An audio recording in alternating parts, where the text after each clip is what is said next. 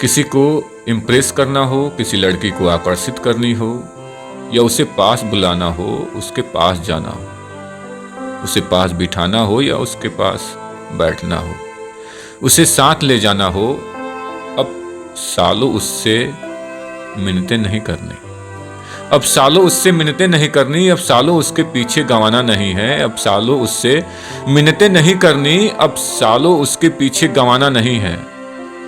आपको बस खरीदना है कोई सामान, आपको बस खरीदना है कोई सामान, जैसे कोई टूथपेस्ट, कोई मंजन, कोई बाथ सोप, कोई गॉगल्स, कोई कार, कोई बाइक, या फिर खाइए कोई चॉकलेट, या अपनी देह पे छिड़किए कोई डियो या परफ्यूम, या पहन लीजिए कोई चड्डी, कोई बनियान, लीजिए कोई भी सामान।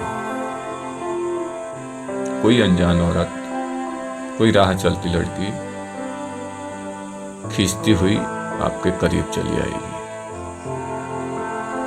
आपको गले से लगाएगी, ख्वाबों से निकलकर नाचेंगी लड़कियां आपके करीब।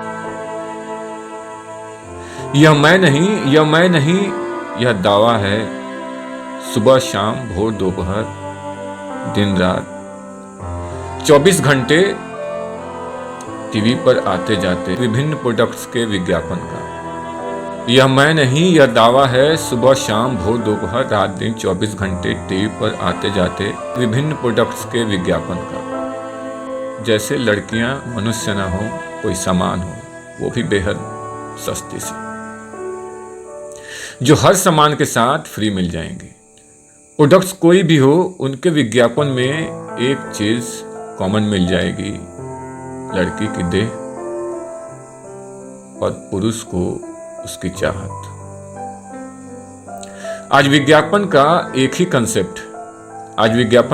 कंसेप्ट है, बाजार से कोई प्रोडक्ट लाओ, सड़क से लड़की फ्री ले जाओ। स्त्रियां जो हमारे देश में देवी, दुर्गा, लक्ष्मी, सरस्वती, जाने क्या क्या नामों से पूजी जाती हैं, उनका विज्ञापन की दुनिया में हर दिन हर लम्हा चीरहरण होता है, जिसे हम आराम से बेडरूम में, डाइनिंग रूम में बैठकर देखते हैं बेबस लाचार।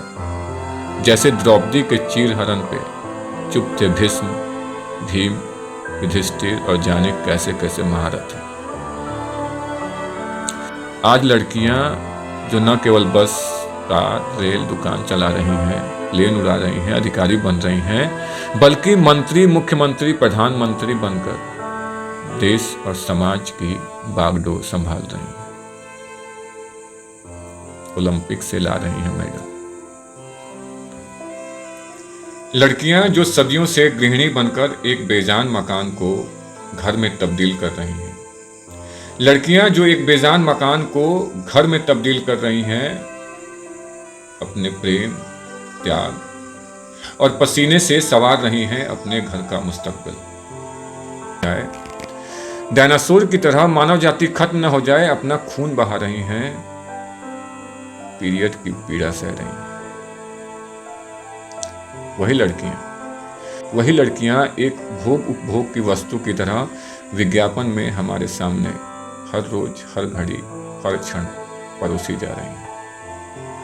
तो यह शोध का विषय बन जाता है कि समाज का आंतरिक ढांचा वही सदियों पुराना घिसा पीटा है, या बाहर से बदलाव है खूबसूरत। तो यह शोध का विषय बन जाता है कि समाज का आंतरिक ढांचा वही सदियों पुराना घिसा पीटा है, सड़ा गला है, बाहर सिर्फ खूबसूरत है।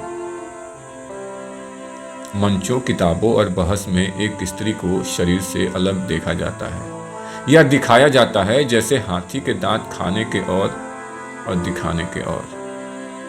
यह शोध का विषय है कि विज्ञापन की दुनिया का दिमाग बिल्कुल खाली और सड़ा गला है, जहां कोई और कंसेप्ट नहीं है। तो यह शोध का विषय है कि विज्ञापन की दुनिया का दिमाग बिल्कुल खाली और सड़ा गला है, जहां कोई और कंसेप्ट नहीं है। उनके दिमाग में सिर्फ है एक स्त्री का शरीर और पुरुष की काम वासना। या वास्तव में ये विज्ञापन पुरुषवादी समाज का आईना है? पुरुष के दिलो दिमाग में स्त्री का वजूद सिर्फ और सिर्फ संभोग के लिए है। अगर ऐसा है तो सालों पहले किसी की कही हुई बात सच लगती है कि स्त्री संभोग प्रेम पाने के लिए करती है, जबकि पुरुष प्रेम संभोग के लिए करता है। क्या समाज के सर पर नृत्य करता भौतिकवाद स्त्री को एक भोग संभोग की वस्तु, एक सेक्स टॉय स्थापित करने में लगा है? थोड़ी सी दौलत और शोहरत के लिए अपने अस्तित्व को दांव पर लगा रही हैं ये लड़कियां। पुरुष का हो या स्त्री का, सशक्त कंधों पर आने वाली पीढ़ी की जिम्मेदारी होती है। पुरुष का हो या स्त्री का, सशक्त कंधों पर आने वाली पीढ़ी की जिम्मेदारी होती है।